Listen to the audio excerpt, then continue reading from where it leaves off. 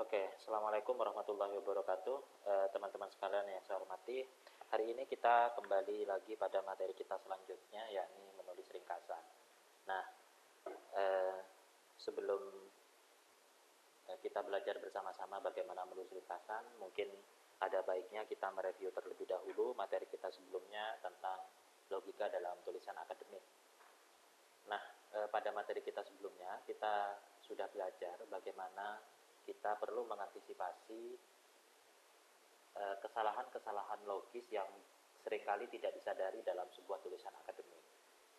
Hal ini penting karena seperti yang sejak awal saya tekankan bahwa sebuah tulisan akademik tidak hanya mempertaruhkan ketepatan sistematika, tidak hanya mempertaruhkan ritme bahasa, estetika bahasa, melainkan juga harus memiliki logika yang baik dan tepat. Nah, dalam materi sebelumnya kita sudah belajar beberapa jenis kesalahan-kesalahan dalam logika yang diharapkan bisa diantisipasi pada saat kita kemudian menulis sebuah tulisan yang relatif panjang. Karena sebagus apapun sebuah tulisan kita, meskipun itu terstruktur dengan baik antara satu gagasan utama, gagasan pendukung hingga penutup, tetapi hal penting yang tidak boleh kita abaikan adalah kita harus memastikan bahwa gagasan penutup, kesimpulan yang kita buat itu harus sesuai dengan gagasan awal dan gagasan pendukungnya, atau yang dalam bahasa logika, silogisme sederhananya itu seringkali bahwa antara premis 1 sebagai asumsi dan premis 2 sebagai analisis dan bukti-bukti itu harus sejalan sehingga kesimpulan nanti yang diperoleh bisa sesuai. Dalam beberapa premis, dalam beberapa silogisme sederhana, saat kita belajar logika, itu kita biasanya dan seringkali dihadapkan pada 3 kalimat. Kalimat pertama sebagai premis, kalimat kedua sebagai premis 1, kalimat kedua sebagai premis kedua, dan kalimat ketiga sebagai kesimpulan. Pada hakikatnya, struktur silogisme itu bisa diterapkan untuk sebuah tulisan yang ilmiah yang lebih panjang, sebuah tulisan akademik yang lebih panjang, di mana premis pertama yang berposisi sebagai asumsi itu bisa kita deskripsikan sebagai sebuah latar belakang. Lalu premis kedua sebagai bukti-bukti bisa kita asumsikan sebagai analisis dan pembahasan. Dan premis ketiga sebagai kesimpulan bisa kita asumsikan sebagai penutup, rekomendasi atau implikasi dari pembahasan-pembahasan yang sudah kita lakukan. Nah, kita akan belajar pada materi yang mungkin sedikit berbeda dengan materi-materi sebelumnya, tetapi juga tidak kalah penting di dalam melatih kita untuk menulis tulisan yang relatif akademik, yakni menulis ringkasan. Nah, dalam beberapa tugas, kita mulai dalam beberapa tugas akademik, menulis ringkasan adalah sesuatu keniscayaan. Kita seringkali diminta untuk meringkas berbagai macam jenis tulisan, mulai dari percakapan, diktat kuliah, artikel, hingga buku. Ringkasan bisa menjadi tugas yang tidak mudah karena di dalamnya kita dituntut untuk menunjukkan pemahaman kita atas bacaan yang diringkas. Di level perguruan tinggi, meringkas bacaan menjadi sangat penting sebagai persiapan untuk ujian skripsi, tesis, disertasi, diskusi kelas, atau bahkan penulisan artikel jurnal. Seringkali beberapa dosen meminta mahasiswa untuk meringkas, mereview artikel-artikel jurnal ilmiah, beberapa artikel jurnal ilmiah yang diberikan atau yang telah disajikan oleh dosen. Tentu saja kemampuan meringkas beberapa artikel menjadi satu tulisan itu butuh keterampilan tersendiri, dan kita saat ini akan belajar keterampilan tersebut. Nah, kita tahu bahwa menulis ringkasan bisa jadi tugas yang sangat menantang, teman-teman, karena tantangannya terletak pada bagaimana kita mampu membuat proporsi yang berimbang antara apa yang kita ringkas dan bagaimana kita mengolahnya, dan seperti apa redaksi bahasa yang harus kita gunakan pada saat kita meringkas. Jangan sampai sebuah ringkasan terjebak menjadi copy paste. Ringkasan minimal adalah sebuah parafrase. Itu yang terpenting sebenarnya. Oleh karena itu ada 3 prasyarat yang harus dipenuhi untuk membuat sebuah ringkasan yang baik. Prasyarat pertama, cakupan yang berimbang atas konten bacaan yang diringkas. Yang dimaksud cakupan yang berimbang ini adalah jika dalam sebuah tulisan terdiri dari pendahuluan, pembahasan, dan kesimpulan, maka pastikan kita memberikan proporsi yang berimbang kepada 3 bagian tersebut. Minimal kita adil dalam membagi 3 bagian itu menjadi satu tulisan. Jangan sampai latar belakang itu jauh lebih panjang daripada pembahasan, meskipun itu dalam bentuk ringkasan. Itu penting agar kita paham bagaimana membuat sebuah ringkasan. Yang kedua, nada yang netral atas bacaan yang diringkas. Sekalipun kita tidak setuju terhadap sebuah bacaan, pastikan kita tetap menggunakan kosakata-kosakata, pernyataan-pernyataan yang objektif, yang netral.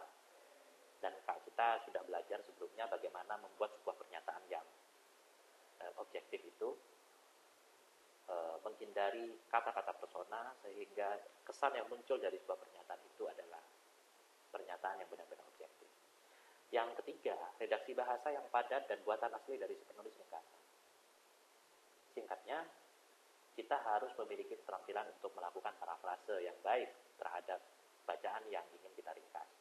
Tanpa memiliki parafrase yang baik, mustahil kita memperoleh atau menghasilkan sebuah ringkasan yang padat dan asli dari buatan kita sendiri. Tentu saja istilah buatan asli ini hanyalah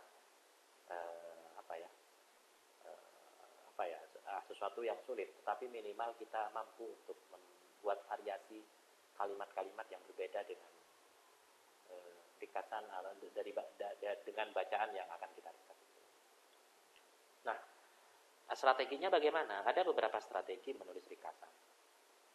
Yang jelas, idealnya agar menghasilkan ringkasan yang baik, kita harus memahami sumber bacaan yang ingin diringkas. Tanpa memahami sumber bacaan yang diringkas, tentu strategi menulis ringkasan, bahkan prasyarat-prasyarat untuk menulis ringkasan akan sangat sulit kita peroleh. Strategi pertama, pindai teks. Ingatlah subbab-subbab di dalamnya. Jika tidak ada subbab, cobalah membaginya sendiri ke dalam bagian-bagian utama yang penting. Ingatlah, pertama-tama untuk keperluan apa Anda meringkas teks tersebut. Apakah posisi Anda untuk mengkritik? Apakah posisi Anda ingin mencari perbedaan dan persamaan? Atau justru Anda ingin memberikan persetujuan, menyetujui? Ini posisi ini menjadi sangat penting karena akan sekaligus menentukan bagian-bagian mana yang harus menjadi titik tekan dan bagian-bagian mana yang perlu diabaikan. Lalu perhatikan jenis teks apa yang harus Anda baca itu, apakah itu berupa percakapan, artikel, makalah, laporan penelitian, atau tugas akhir. Karena memulai sebuah ringkasan itu juga ada caranya tersendiri. Nanti saya akan tunjukkan. Yang kedua, bacalah teks lalu tandai informasi penting di dalamnya. Jika perlu, catatlah hal-hal penting di bagian pinggiran teks. Ini untuk memastikan agar kita masih mengingat apa saja yang harus kita ringkas dan apa saja yang tidak perlu kita ringkas. Nomor 3, dengan bahasamu sendiri, tulislah poin-poin utama dari setiap bagian teks. Cobalah menulis satu kalimat ringkasan untuk setiap bagian tersebut. Tujuannya sebenarnya sederhana agar pada saat kita mengalami writing block, kita tidak akan kebingungan untuk memulai kalimat selanjutnya atau paragraf selanjutnya, karena kita sudah mencatat kalimat-kalimat ringkasan dari masing-masing bagian atau paragraf yang ada di dalam bacaan yang ingin kita ringkas itu. Tulislah poin-poin pendukungnya, seperti contoh kasus atau argumen pendukung, tapi jangan terlalu detail. Ini sangat penting agar apa? Agar kita bisa mengetahui dan agar kita bisa memberikan satu argumen, memperkuat argumen dari si penulis itu sendiri, sehingga apa? Sehingga konten yang kita ringkas itu berimbang. Nah, itu penting. Yang kelima, tentu saja melakukan swassunting atau melakukan koreksi mengoreksi hasil, lakukan revisi jika dibutuhkan. Nah, saya akan langsung memberikan sebuah contoh bagaimana teknik meringkas itu dari awal hingga akhir. Ini teknik sebenarnya bukanlah teknik yang harus digunakan. Barangkali teknik saya ini sesuai untuk beberapa orang, tapi bisa saja tidak sesuai untuk beberapa orang yang lain. Itu tidak masalah. Tapi marilah kita mencoba untuk membuat sebuah ringkasan dengan bacaan yang sedemikian panjang seperti ini. Di sini ada sebuah bacaan dengan judul Perbedaan Peraturan Hak Paten dan Implikasi Globalnya. Kita membaca, paten merupakan hak eksekutif atas penggunaan karya cipta dalam jangka waktu tertentu yang diberikan kepada pencipta karya sebagai kompensasi untuk mengumpulkan kepemilikan memiliki undang-undang paten yang seragam. Kenyataannya setiap negara memiliki undang-undangnya tersendiri. Perhatikan baik-baik, saya tidak perlu membaca semuanya ya, tapi kita perlu memperhatikan poin-poin dari yang di garis bawahi. Pertama, kalimat pertama dalam tulisan ini ada definisi umum. Kalau kita diminta untuk menulis sebuah ringkasan yang sangat padat, tentu saja kita tidak perlu bertele-tele dengan definisi.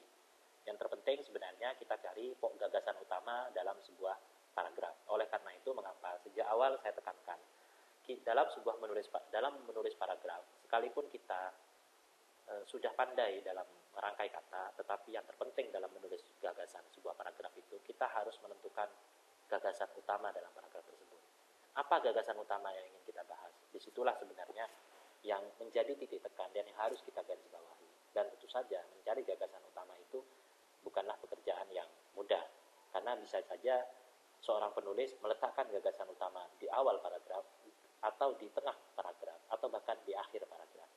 Bahkan bisa jadi gagasan utamanya itu disampaikan begitu sangat implisit, sehingga kita butuh konsentrasi yang lebih kuat untuk mencari gagasannya. Nah, setelah kita memperoleh gagasan utama, kita juga perlu menandai poin-poin penting yang menjadi alat pendukung atau argumen penguat bagi gagasan tersebut. Pada bacaan ini salah satu, menurut saya, penjelasan ini merupakan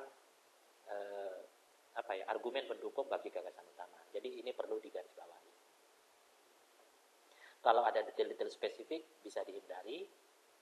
Nah, lalu sekali lagi saya juga prinsip yang selanjutnya adalah tulislah poin-poin pendukung, tandai poin-poin pendukung. Nah, ini si penulis perlu kita adil dalam memperlakukan, sekalipun kita kemudian tidak sepakat dengan argumennya, tapi kita perlu memberikan perlakuan adil.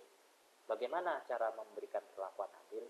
Kita juga perlu mengutip argumen-argumen penguat, contoh-contoh dan kasus-kasus penguat bagi dirinya. Ini salah satunya. Nah, kita bisa baca sendiri bagaimana dan alasan mengapa saya menggarisbawahi poin-poin ini. Tentu saja pada saat bacaan ini diberikan kepada teman-teman sekalian, barangkali kalau teman-teman memiliki memiliki argumen sendiri, memiliki alasan sendiri untuk menandai kalimat-kalimat atau pernyataan-pernyataan yang mungkin berbeda dari kalimat-kalimat dan pernyataan-pernyataan yang saya garis bawahi. Itu tidak masalah. Yang terpenting kita punya alasan mengapa kita menggarisbawahi itu, dan yang minimal dengan menggarisbawahi kita sudah satu langkah lebih maju untuk membuat sebuah ringkasan.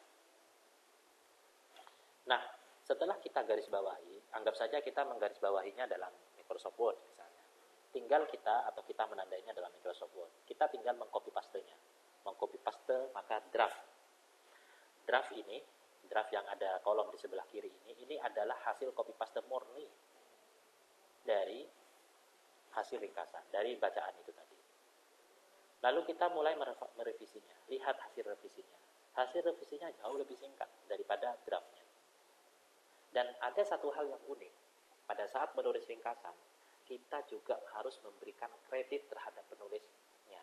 Kita harus memberikan kredit terhadap bacaan yang kita tulis itu, yang kita ringkas itu. Bagaimana kita memberikan kredit?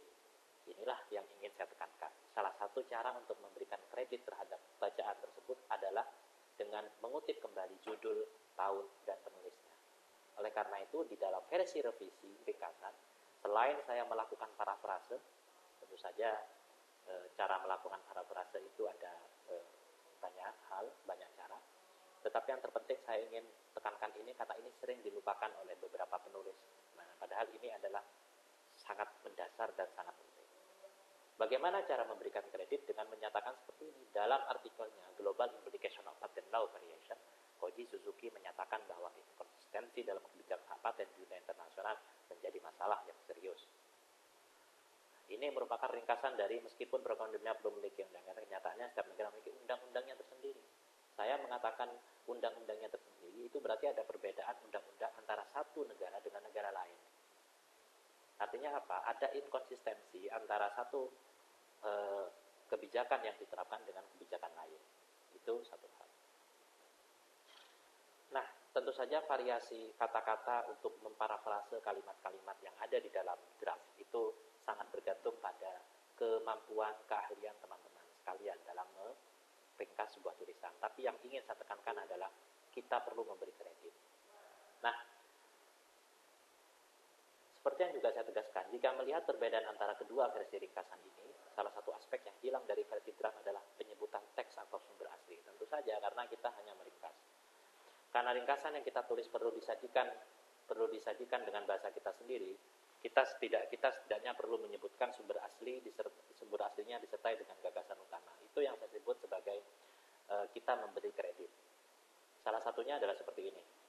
Dalam artikel Koji Suzuki, Global Implication of Patent Law Variation, disebutkan gagasan utamanya.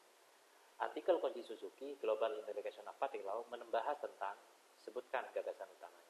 Atau variasi lain, Koji Suzuki dalam artikelnya Global Implication of Patent Law menegaskan bahwa, atau menyatakan bahwa, mengklaim bahwa, berpendapat bahwa, berasumsi bahwa, menyebutkan bahwa, mengafirmasi bahwa, dan seterusnya. Inilah yang saya sebut sebagai salah satu variasi pembuka kalimat dalam sebuah paragraf untuk memberikan kredit terhadap bacaan yang ingin kita ringkas. Nah, salah satu fungsi dari menulis ringkasan pada hakikatnya, karena di dalam tulisan akademik kita seringkali ditugaskan untuk membuat review literatur. Review literatur itu adalah membandingkan satu literatur satu dengan literatur yang lain. Untuk membandingkan satu literatur satu dengan satu literatur lain, tentu saja kita tidak perlu membahas keseluruhan literatur tersebut. Kita perlu meringkas poin-poin dan gagasan-gagasan utamanya. Dan tentu saja tugas kita sebagai orang yang meringkas, apalagi sebagai penulis tulisan akademik, sekali lagi, seperti yang saya tegaskan di awal, kita juga perlu memberikan posisi kita, menjelaskan posisi kita. Apakah kita mengkritik, mencari perbedaan atau menyetujui. Itu penting, karena posisi kita sejak awal akan turut menentukan seperti apa model ringkasan yang ingin kita bahas. Nah, kalau kita melihat pada contoh yang sebelah kanan, kita tahu bahwa bagaimana kemudian si penulisnya membuat sebuah ringkasan hanya dalam sebuah paragraf. Kita lihat secara umum, secara global dari jarak beberapa meter, kita lihat bagaimana dia memberikan porsi yang proporsional untuk satu bacaan dengan bacaan lain. Dia tidak memberikan satu bacaan ini begitu panjang sementara bacaan lain begitu pendek. Itu prinsip proporsionalitas dalam tulisan akademik sudah dilanggar. Oleh karena itu kita harus benar-benar memastikan bahwa proporsionalitas antara satu bacaan dengan bacaan lain yang ingin kita ringkas itu harus sesuai dan minimal lah sejalan. Itu penting agar apa? Agar kita memberikan rasa keadilan. Jangan hanya karena ada satu bacaan yang sangat sesuai dengan argumen kita, dengan topik yang kita bahas, kita kemudian memberikan proporsi yang berlebih. Seperti yang saya tegaskan kembali, dan saya tidak akan bosan mengatakan, sebuah tulisan yang bagus itu bukanlah sebuah tulisan yang disertai dengan berbagai macam argumen pendukung, informasi pendukung, dan seterusnya. Tapi sebuah tulisan atau karya tulis yang bagus adalah sebuah karya tulis yang mampu mengantisipasi segala bentuk argumen negatif yang akan membantah gagasan utama yang tertulis itu. Itu poin penting. Dan salah satu cara untuk memberikan semacam rasa keadilan dan menunjukkan rasa keberanian untuk menyajikan argumen negatif itu adalah dengan memberikan proporsi yang selayaknya. Nah, di dalam paragraf yang di sebelah kanan, di dalam tulisan sebelah kanan, saya membuat sebuah ringkasan komparatif. Saya akan bahas dari yang awal. Ada dua variasinya, penulisnya menggunakan dua variasi. Variasi pertama, dia menyebut pertama kali judul buku, judul artikel dalam Jokes, Form, Content, Use, and Function. Wilson menyatakan bahwa bla bla bla bla. Sif dalam Personality and Sense of Humor berasumsi bahwa salah satu. Sementara yang kedua menyebutkan penulisnya terlebih dahulu, baru judulnya. Yang pertama menyebutkan judul, baru penulisnya. Lalu kemudian saya membuat penulisnya ini membuat persamaan dan perbedaan. Nah, untuk membuat persamaan dan perbedaan, kita flashback kembali materi kita sebelumnya tentang bagaimana kita membuat paragraf perbandingan. paragraf perbandingan itu kan ada dua pola yang bisa kita lakukan. Pola pertama, pola poin per poin. Pola kedua adalah pola bagian per bagian. Kalau kita lihat pada pola paragraf yang seperti ini, yang terakhir ini pola bagian per bagian. Pertama-tama dia menunjukkan persamaannya, lalu dia menunjukkan perbedaannya. Poin-poin persamaan dia tunjukkan, lalu poin-poin perbedaan dia tunjukkan. Nah, itu poin pentingnya. Jadi, kita juga perlu belajar bagaimana cara membuat persamaan dan perbedaan. Jangan sampai persamaannya lebih prioritas, sementara perbedaannya sangat simplistis. Begitu pula sebaliknya.